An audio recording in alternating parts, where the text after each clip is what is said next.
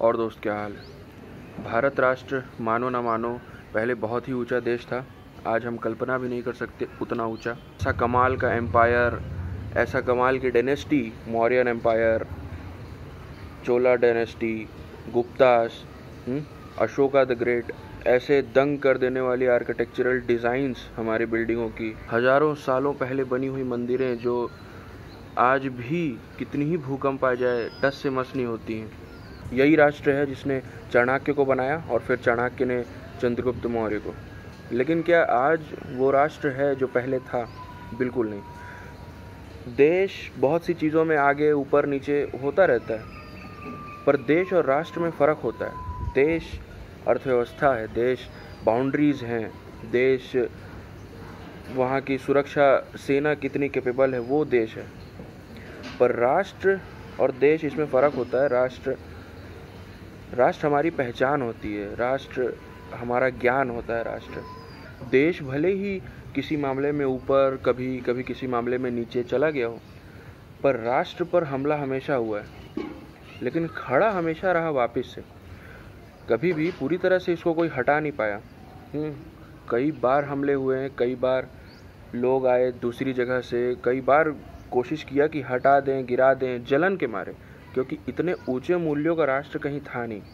कौन सा ही ऐसा राष्ट्र है जो बातें करता है उन चीज़ों के बारे में जिससे ह्यूमन अंडरस्टैंडिंग अलग लेवल पे हो जाती है। ये राष्ट्र किसी भी रिलीजन को ऊंचा उठाने की बात नहीं करता। ये राष्ट्र बात करता है पूरे मानव जाति को ऊपर उठाने की। अलेक्जेंडर जैसा कॉन्करर भी जब यहाँ पे आता है ना, तो वो भी यहाँ के साधुओं की बातें सुनने के बाद दंग रह जाता है। ऐसा राष्ट्र है ये।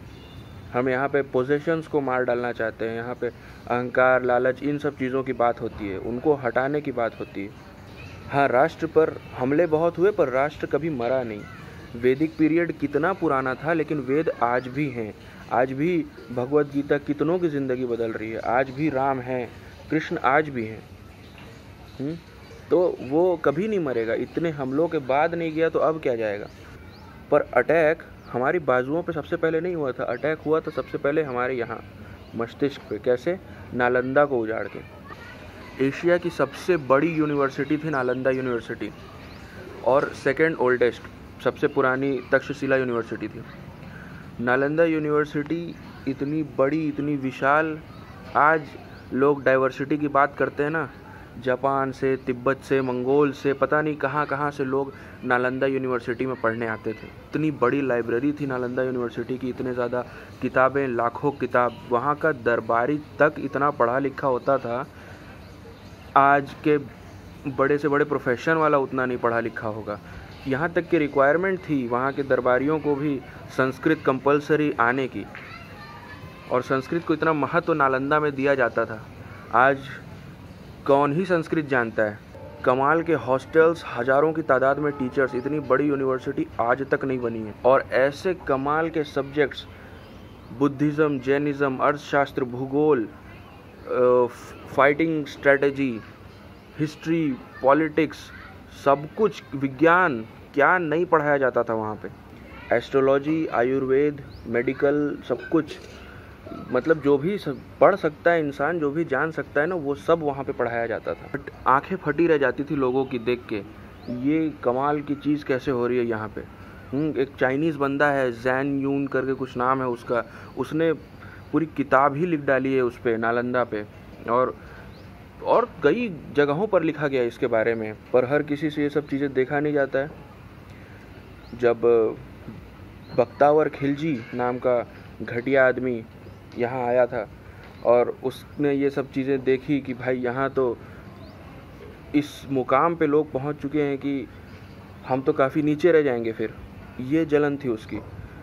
बहुत घटिया हादसा हुआ था उसके बाद, जिस तरह से उसने जलाया पूरी यूनिवर्सिटी को। कहते हैं लगभग 3 महीने तक जली थी और पूरा 6 महीने बाद सब कुछ जल के राख हो गया।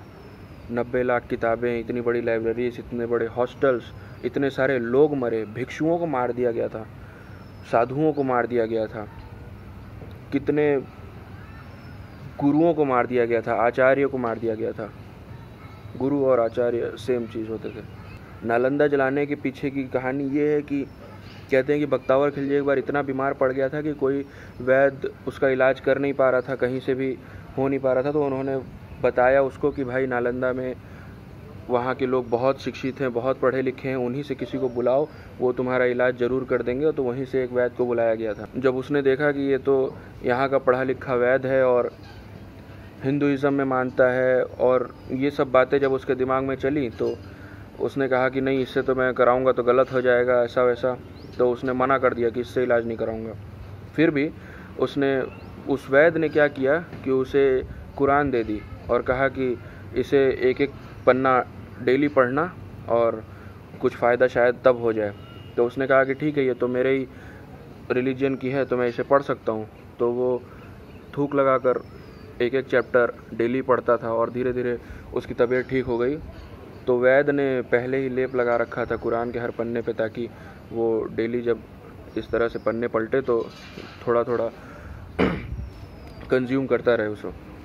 तो इस बात को पता करने के बाद उसे खुशी नहीं हुई, उसकी जलन और बढ़ गई। इतना वो जल गया कि उसे पता चला कि ये इतने ज़्यादा आ गए हैं हमसे। ऐसी तैसी हो गई थी उसकी। उसके बाद उसी के बाद फिर उसने अपना पूरा काम शुरू किया था। उसी के बाद इतनी बड़ी यूनिवर्सिटी को उसने जला दिया, कितनों को मारा, कितनों को तड़पाया और जलाने के बाद आखिर में मरा था। वो भी गंदी मौत मरा था, लेकिन वो तो मरा, अपने साथ अपने घटिया कर्म लेके चला गया। लेकिन हमारे पास उसने कुछ नहीं छोड़ा। नालंदा जैसी बड़ी यूनिवर्सिटी जो दोबारा कभी बन नहीं पाएगी, ऐसी यूनिवर्सिटी को जला के चला गया। वो हमारा ज्ञान ले गया, हमारा सोर्स ऑफ नॉलेज ले गया। और सोर्स ऑफ नॉलेज ही सब कुछ होता है। आज जो चीज़ लैक करती है ना, वो नॉलेज ही है। नॉलेज, हर कोई अगर नॉलेजेबल होता ना तो आधी से ज़्यादा प्रॉब्लम्स ख़त्म हो जाती। यहाँ एक और नालंदा यूनिवर्सिटी पास में ही बन रही है उस कैंपस के, पर किससे मजाक कर रहे हैं हम। वो वापस जो ओरिजिनल नालंदा थी वैसी तो कभी नहीं बन पाएगी ना, क्योंकि भले ही कितनी ही बड़ी यूनिवर्सिटी बना लो, जो ज्ञान छिन गया, जो ज्ञान जल गया, वो वापस कभी नहीं आ पाएगा। तो इस बार बात नालंदा की हुई है, अगली बार और चीज़ों के बारे में बात होगी। और ये पूरी सीरीज़ इसी तरह चलेगी जिसमें मैं बताऊंगा कि क्या क्या था जो इस महान भारत राष्ट्र को कमज़ोर करता चला गया और कैसे हम वापस उठेंगे। तब तक के लिए वीडियो को शेयर करो।